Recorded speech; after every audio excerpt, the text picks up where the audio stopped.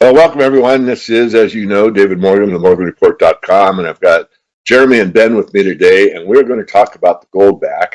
I have interviewed Jeremy once some time ago, and many people are familiar with the Goldback, but there are many that aren't. And before we start, I have purchased several, and they go by states. This one is Wyoming, which is a heck of a cool state. I've been through it on one of my driving vacations.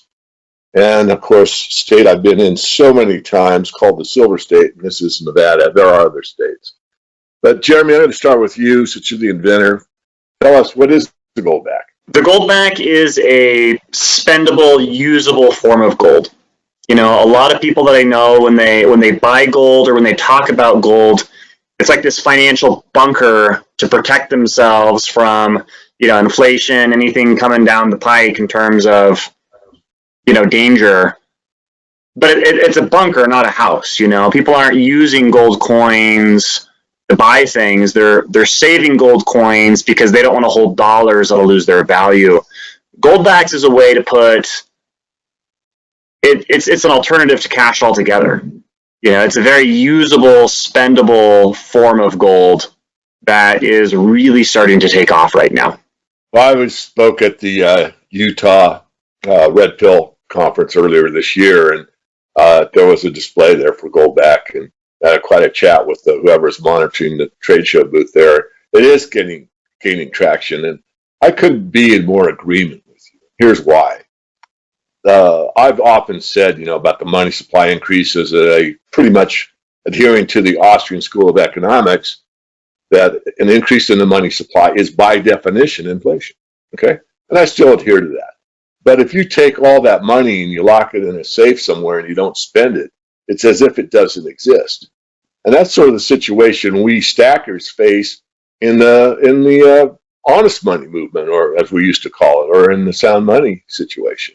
Because if you're just stacking and it doesn't get utilized, yeah, it might preserve your wealth, but at some point you're going to spend it.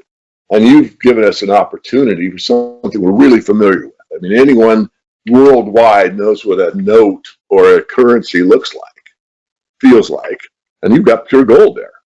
And so I'm glad that it's gaining traction. And I'll just say that there are other ways to do it. I'll just give a brief pitch for Load. It's a digital back gold and silver that you can do with your phone. And I think there's a synergy between the two because I love to carry cash. I spend cash quite a bit. I'm old school, and it disrupts the system by using cash. At least that's my view. So there's nothing more powerful than having real physical gold that you can spend. I say that would be number one. I'd say second to that would be putting gold or silver on your phone. So where do you see this going from the momentum you have so far? Ben, you can address that as well. Jeremy, I'll just defer to you first. With what you've seen as far as, let's say, a growth curve, where it is and where do you expect it to be? Well, Ben, why don't you talk about Pork Fest and your experience there over the last, couple of years? Yeah, sure. So Pork Fest is this fun libertarian festival that happens in New Hampshire every year. And just a few years ago, when the Goldback was brand new, there wasn't even a New Hampshire Goldback yet.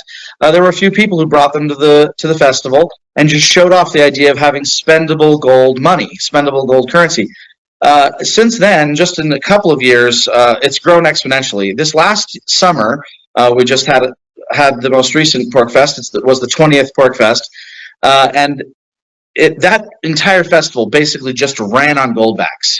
People didn't want dollars. Why would you want paper money that is losing its value? Everybody wanted Goldbacks. So it was amazing to see how it went from, oh, this is an odd little novelty, to, no, this is really the primary currency that everybody actually wants, everybody actually uses. And that's one of the things that is rather shocking, even in a place like New Hampshire where cryptocurrencies and things like that had some of their strongest footholds. We actually have more established businesses that are currently accepting and using Goldbacks even that use Bitcoin, which is a rather shocking thing, but it's really grown so quickly that it's more than 100% growth every year. It really feels like it's just exponential. Wow, I'm extremely happy to hear that. personally, I take them to the shows, right? When I speak at, one of these conferences, and I just basically hand them out. Not everybody, but anyone that comes up to the booth or knows me or subscribes or doesn't subscribe. Basically, I'm pretty liberal with them.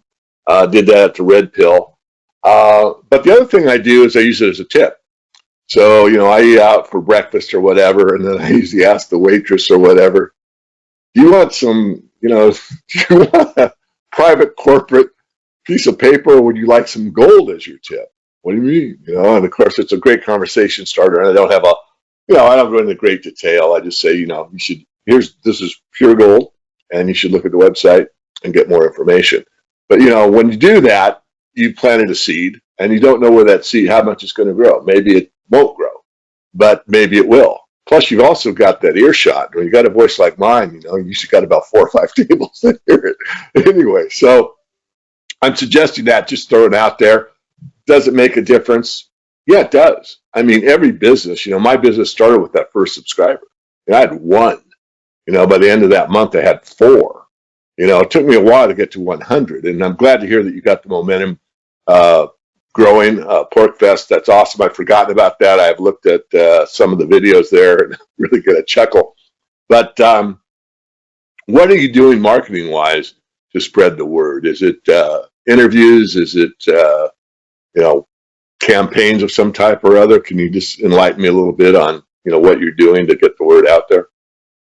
I'll tell you the thing that we're working on right now, and this is going to be a surprise to most people. But there's actually going to be a Tuttle Twins cartoon episode about Goldbacks coming out this fall. Excellent. And that's going to be seen by, we think, about 500,000 people. Yeah, that's great. Well, I'm going to go back in time to James Turk, who founded Gold Money. In fact, John Lee worked for James way back in the beginning. And we were doing an interview, kind of back and forth conversation like we're having. And I said, one of the pushbacks I get quite a bit is, well, how do I sell it?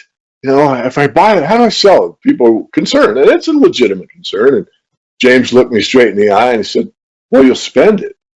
And, again, that goes to the basic premise of the gold back, the load situation, and other digital backed, asset backed gold and silver cryptos. But I think I'd put you out in front, basically, because people are so familiar with, this piece of paper or the equivalent in euros or pesos or yen or whatever. And so it just fits with the paradigm that they're already involved in. What's the exposure you have in foreign countries?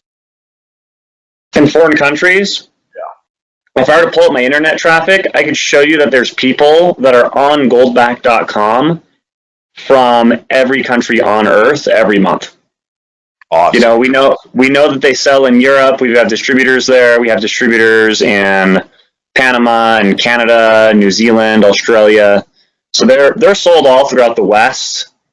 We have new distributors coming online in East Asia. So it's making its way out of North America. Goldbacks are making their way out of North America now. Excellent. I'm very happy to hear that. I think you touched on something. You touched on something really simple there, and that is the idea of money, right? We're so familiar with the idea of a banknote and the idea that goldbacks are so straightforward. You don't need to really understand sound money. All you really need is to see the different denominations, the interchangeability. It works the same way as any other cash, And so the education curve is so easy with the goldback. People hold it in their hand and they just get it. It's like, oh, well, this says 10 on it. It must be worth 10 of the ones. And that's correct. And so that fungibility, that circulation power that Goldbacks has, I think that's really the main thing for our marketing. We've done so little marketing, really. People just spread the word because it's simple and people get it. Yeah, you anticipated my next question. So take me through a scenario, hypothetical, of I'm in a restaurant or wherever, bookstore, and how would I approach somebody to take goldbacks for their goods, especially like a private business owner, not necessarily a corporate entity? How would you do that? I think that the first point, of course, is if you walk up to a Walmart clerk, they don't have the authority, right? So you do have to talk to a business owner But the main thing that I do is I just say, hey, would you take payment in gold? I'm surprised how many people will say yes before they even know the form. Awesome. And then I just hand it to them. And as soon as you hand it to them, they go, oh my goodness, what is this? And I'll say, well, it is actually 24 karat gold. It's not just a promise for gold. It's not, the gold isn't in some other vault. This is the gold. And they'll say, oh, wow, it says 1 on it. Is that worth $1? That's usually the first question. I'll say, well, unfortunately, the dollar is subject to inflation, so it's not that strong anymore. It's worth about $4 now. And they'll say, oh, well, how do I find out about that? I put them to goldback.com or our currency exchange calculator, and then pretty quick, they get it, and they either do the transaction or they don't. Sometimes they want to do some of their own reading up on it first, but then they generally they get it, and I find that about, if you're talking to the real decider, at least half the time, they say yes. Yeah, well, it makes sense. So take me back to Pork Fest. This is just an idea of mine. I'll just throw it out at you both. But you know how we have Taco Tuesday and all these things. Have you thought maybe where you have the most synergy at Pork Fest that you do maybe once a year, Goldback only in a community or something like that to maybe use that meme to maybe get it on Twitter, social media, or whatever? I mean, I think personally, I'm just throwing it out there, but it just popped in my head that it's gaining momentum. It's worldwide. It's pretty easy to explain. Independent people, entrepreneurs understand it. But I'm just thinking of maybe that next little level up that might make it a fun situation that you can only use Goldback in New Hampshire on, the third Tuesday of every other month or whatever. Any comment? Do like a Goldback convention? Well, not a convention. It could be, but I'm thinking more of like, just get everybody to only transact in Goldbacks on a given day of the month, or once a year, or twice. Have Goldback Day. Yeah, Goldback Day. One of the things I've been actually talking about with that, and this might be a fun idea for it, is one of the things we're really excited about marketing-wise. We're working our way into the new South Dakota Goldback. It'll be our 5th state that has its own Goldback series. And wouldn't that be fun if we had on the launch day, September 19th, if we had everybody only transact in Goldbacks for the one day? That'd be a lot of fun.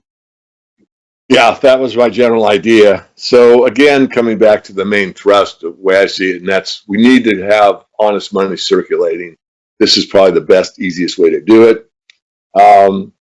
What do you think about states' rights? I mean, with the federal enclave that's not even a state, the District of Criminals, as I refer to it.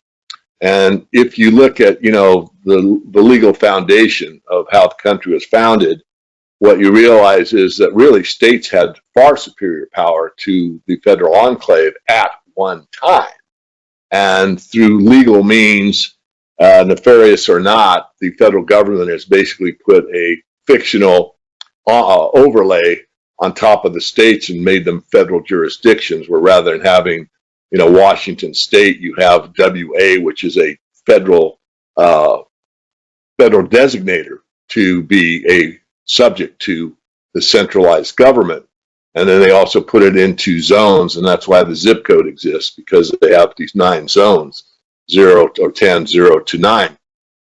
So they basically usurp the states' rights, again, legally. But we see these coming in state by state. And we also see, and here's my point that puts more power to what I'm saying, where some of the states have put in legislation that says they're not going to go with the CBDC. Now, I know I'm throwing a new topic at us, but I think this goes to, what we're both fighting for. I'm speaking for you. You can correct me if I'm wrong, but we want honest money, sound money. We want money that's powered by the people, not by some elitist group that's basically taking control of our lives. And this is a peaceful, honest means to push back. And so do you think that there could be, as I believe, a pushback by states, which you've already seen, to get back to where we're just going to ignore this federal jurisdiction? You don't have jurisdiction in this state, blah, blah, blah, blah. So throw that out at both of you. Well, this is what I'll tell you. I think that there's people that really know and understand that states have an enormous amount of power. We saw a bill just this last session in South Dakota that had to do with the Uniform Commercial Code. So this is a law that's been passed by every state at the state level, and it makes things like Walmart gift cards legal. Goldbacks actually use that same law. See, goldbacks are redeemable for another form of gold that's minted by the government. They were trying to pass legislation in a very shady way, or trying to figure out who they is, that not only rolled out central bank digital currencies, but also made products like the goldback, illegal against people in the state, and with people in the state not even really knowing. So the governor vetoed that, but there's people that are paying attention to this. They're paying attention to what's happening at the state level, and the price of freedom is just constant vigilance. Exactly. And to carry on that thread, I'm a member of the Citizens for Sound Money. I'm very close to Stephen Gleason, who does a great deal of work in that arena. And there are states that have passed legislation, as you both know, that allow gold and silver to be used in any transaction as long as both parties agree. And Utah was one of the first to do that. I was actually there on a ceremonial signing by the governor of Utah, standing behind him with several others. But the problem is, how do you implement it? Just because it's at law, it's pretty tough to go in with, 4 silver rounds. And even though it's a private entrepreneur and will take it, what do I get changed in? Fiat? Well, I would work a deal, anyway. But it's cumbersome. It's not very easy. And so I suggested that we come up with a gold and silver backed debit card, which one of my friends here in Spokane has implemented. And it works. And it's easy because it's transparent to the merchant. It only goes through the banking system, but comes off the back end, and your, physical silver, physical gold is debited off, the vault. But I like this idea even better because, again, it's actually circulating. When you're doing it with a debit card, we know, and yes, we're spending it into circulation, but it's really not known. I mean, if I could do it in Walmart and spend my silver, and it goes through, but that doesn't, to me, really help the cause. It might help me privately, and I bought my silver at 22, and silver's now at 28. Sure. No, yeah, you can pat yourself on the back, but Walmart didn't accept the silver. Right, yeah, and that's where goldback is so different. It's exactly. You're not using the dollar at all, right? You're only using gold. And to answer your question earlier, any business that you're at where you're dealing with a small business owner, I tend to ask. First I'll ask if they're the owner, if they're the decider, and if they say yes, I said, well, would you ever consider taking payment in gold? And I get about a 50-50 shot of them saying yes, and then I'll whip out my goldbacks, and away we go, and they get excited, and they want to show everybody, and, it's because that's really who's making the decision. It's just the small business owner. Now, you said that you were at the signing for the Utah Legal Tender Act. Now, believe it or not, it is legal to transact with gold in most states. The Utah Legal Tender Act, what it did is it acknowledged that gold was a payment in legal tender for taxes, and that there were no state capital gain taxes either. That law was drafted initially by my business partner, Larry Hilton. And you said that you were there at the signing. We actually have a picture of the signing of the Utah Legal Tender Act right behind Ben. Yeah, okay. I wonder if... Well, hopefully I'm not a liar. I should be in there, yeah. We'll see if you're there. I mean... Are you there? I don't know. I'm sure there were multiple pictures taken. Yeah. I wonder if you're there. I'm pretty sure. I was there. I'm sure you were there. There were probably 50 people there. I just don't know if you got captured in that particular right off the bat. Once I got into Utah, there's a beeline. Whoever was giving me guidance took me right to him, and we had probably a 2-hour conversation. And of course, I was very complimentary because of what he'd done. Yeah, what's interesting about the states' rights, well, first of all, it's legal. You don't have to do any, new legislation. It's still legal in this country to contract, and you can spend gold and silver anywhere. But most people don't know that or know how to do it. With this, they do. It's very obvious how to do it. So that breaks a barrier. The other thing is, as you said, Jeremy, some of the legislation has been you can transact, some has been payment and taxes, some is, I wouldn't say convoluted, but if you look at the states that are pro gold and silver that have enacted legislation over the last few years, almost every one of them is different. You know, some are no capital gains, some are state taxes don't have to be paid but federal due, and it's not a uniform situation. You know, it varies. But I'd like to move on if we could. Ben, would you like to say something? Well, I was thinking a lot about the debit card situation. You know, one of the biggest problems with gold and silver for a long time has been that if you want to use it, you have to transfer it back into the dollars.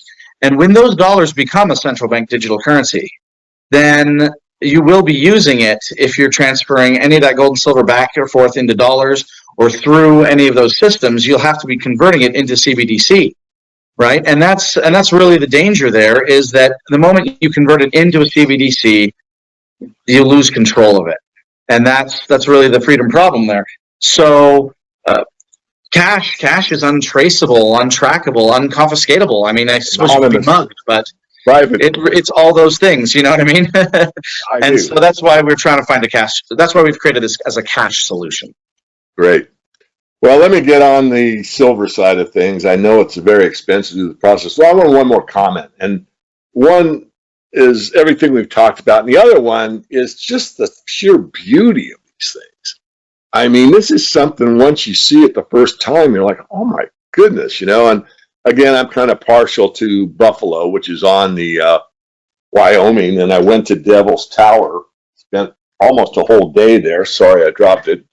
And I don't know, there's just something about it. You know, if you just put it out with a number on it or something, I don't think it would have the power that it has with the artwork. So I don't know. I guess, Jeremy, you're the one that thought that up, but let me commend you for that. It's really a piece of art. As well as being a functioning currency. Sorry. The Goldback does tend to suck people in. You know, they think, oh, that's so cool. And then, you know, there's kind of this moment, you know, and it pulls you in. I think part of the magic of a Goldback, and I just started saying this very recently, is you have to consider why gold was considered money at all to begin with. You know, you had to get a consensus, and you see this consensus happening across languages, across cultures, all over the world, that gold is money. And sure, it's got the characteristics. It's, you know, it's fungible, it's divisible, it's rare, and, you know, it's got all those kind of technical things. But there's also a very emotional reason why gold.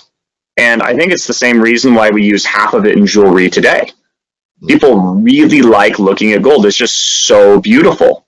Now, if you were to compare a single Goldback versus a 1 ounce gold coin, the one Goldback has about 9 times the surface area of a 1 ounce gold coin. Well, at the same time, only having 1,000th the amount of gold, which means that your gold on a 1 Goldback, per gold, is 9,000 times more visible than a 1 ounce gold coin. Interesting. Now, that does something emotionally for people, and I think that's why Goldbacks have such a high acceptance rate among people that really don't understand gold. They don't have a background in precious metals. They see this much gold and they want it. And that's the most important quality you can have in a money, in my mind. Interesting. I guess I have to comment. I remember, you know, on my early studies about the fact that you could, you know, pound gold into gold leaf, and 1 ounce could cover, I forget the area, but it's huge, as you just illustrated. It's like a football field or something. Yeah. I'm gonna get on one of my favorite topics, and that's silver. I know these are very expensive to produce. I know it's uneconomic to do it in silver. However, you know, the ape started the Silverback, which is the name of a certain ape. And the Wall Street silver community is huge, or at least was, with the Silverbacks. And I thought, geez, what a great opportunity for you guys to do it, maybe on a collector item basis, and do it with this. I'm not telling you what to do. I just had the idea of doing a Silverback and thought that would be amazing, especially with different art forms, one being a silverback ape. I see the dragon on there. So take it away. Let me learn more about what you're doing at this time. Okay. We made the Silverback, and, you know, it's I think the last time I was here, we were talking about it. So this is 1/1000th of an ounce of silver. So, it doesn't really have a high melt value. There's kind of this, middle finger attitude of like, well, you complain about the premiums over here, just wait until you get these ones. Right. I think it's 1,000,000%, but people love these, and the reason why is, one, they're beautiful, but two, they're a collector item. So we made a limited number of the Silverback. So this one is number 123 out of 100,000. Ah. So we did the first 1,000 as purple, and then the next 99,000 was red. And we're just finishing up grading the red ones. So the graded red ones, I think their numbers like 1,001 to 5,000. Those are hitting the market now. The purple ones are gone. I mean, the last one I saw was on eBay, and it was about $800. I think they originally retailed for about $100. And I told people, it's like, imagine it's like an NFT, but you can hold it, right? And have it, right? So it's rare. It's a collectible. We did it as a collectible, and maybe someday silver will be so expensive that it makes sense to do the Silverback as a currency, but that's not where we're at today.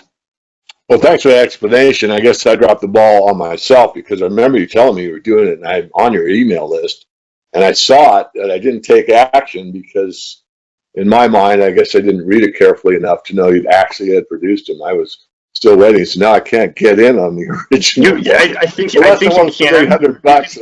You can get the red graded ones, and they're still. We're probably going to reprint about 80 purples that got damaged. They'll be star notes. So Silverback isn't over. We'll probably do another collectible Silverback at some point. So you'll get a chance to hop on that one as well. Okay. Well, we've talked about the availability. We've talked about the adoption. We've talked about it being worldwide. We've talked about why it makes more sense to have something physical over anything digital. Talked about it actually takes gold into the marketplace, whereas using a debit card basically is just an exchange mechanism. So I think I've hit the high points on, your overall thrust, and obviously the momentum is growing, and I'm happy to do this interview, and we'll do some more as time marches on. I've got a whole lot more questions. Is there anything, Jeremy, that you would like to talk about or re-emphasize that we haven't discussed already? I'm going to send you a Silverback. I'm going to send you one of the graded Silverbacks. You broke my heart. I think I promised you one in my mind, so I want to make sure you get one. You're an early advocate of the Silverback before we actually did it. As far as anything else that, we should cover here, I thought we covered a lot of ground. You can learn a lot more about Goldbacks on goldback.com. You can even sign up your business to take Goldbacks, and we'll advertise your business. Now, if you're not in one of the 5 Goldback states, we'll still send you a sticker, and we'll have you in queue if we ever go to your state to advertise your business. So that's one thing you can do. I'd recommend carrying around, you can carry Goldbacks with you. We have special wallets that hold them really easy. Let me see here. I'm going to do that. I'll buy the wallet, put my Silverback in it, and send it to you. If you carry these around, opportunities to spend them come all the time. Like I'm missing my 10 here because I spent it just recently. Okay. And I'm constantly having to refill this. And when I'm using and spending Goldbacks as money, I'm not using dollars. It's a way to, change what's actually circulating. So that's, what I'd recommend for folks. Great. And I'd say it really is about building that community around honest money. Right now in Utah, we recently passed 500 businesses in Utah that are part of our Utah network. And, sometimes people go out of business or things drop off, but others join in. And little by little, we're getting to the point where you can just about buy anything you need with the Goldbacks now here in Utah. Now we hope we'll be there soon in Wyoming, South Dakota, Nevada. But as that grows, you strengthen your local economy. That's really the main thing. Is I'd say, look, it doesn't matter if you're a business owner or not. Everybody spends money. Every time you spend a Goldback, every time you ask a business owner, hey, would you take gold as payment? you're moving forward the cause of freedom, actually, because you don't have to wait for someone to give you permission. If we were waiting for the federal government to save us, we'll be waiting forever, I'm afraid. But if you just take your freedom in your own hands, it makes a difference in people's lives, and then they'll have something of real value in their pocket. That when gold rises in value, when silver rises in value, they're going to be able to save some of their money, some of their wealth from being stolen by inflation. So it really is about the only way to really have freedom is just exercise it. And so that's why I'd say just do it. Don't ask for permission. Great. And what popped in my head was that, it is a way to, let's say, circumvent the CBDC situation. It wouldn't be in all cases, but in smaller communities. I mean, I've studied money most of my life. And, there's something called the Ithaca dollar. And then the Great Depression, they had wooden nickels. So communities actually worked together where that community basically opted out of the current monetary system, if you will. And this gives us that opportunity. And yeah, it won't be probably nationwide, although I'd love it to be. I'd love it to be worldwide. But it exists. And the whole thing to me, since I've started, and it keeps coming back, and it's never really changed, is education. We're not really taught to think in school anymore. We're taught to conform. We're taught to obey, all these things that most of us that are in this community know. But this is a way to really wake people up with a beautiful art form, real money, and it's basically outside of their system. And I loved what you said, Jeremy, earlier about, I think it was 9,000 times the surface area of a gold coin. That's putting it right in your face, I mean, just thinking about that a little further, taking an ounce of gold off my desk here and thinking what I could cover with that, I put it in people's faces. Because again, once you see one of these, you're pretty much sold. So I'll need to get a wallet. I'll need to get a Silverback. I don't want the last word. You guys have anything else to say? We'll go ahead and close out, and I will have you back in due course. I really appreciate you having us. It's a pleasure talking with you. I'll make sure we get you a wallet and a Silverback. And for everybody else, you can find these things on goldback.com as well as other information.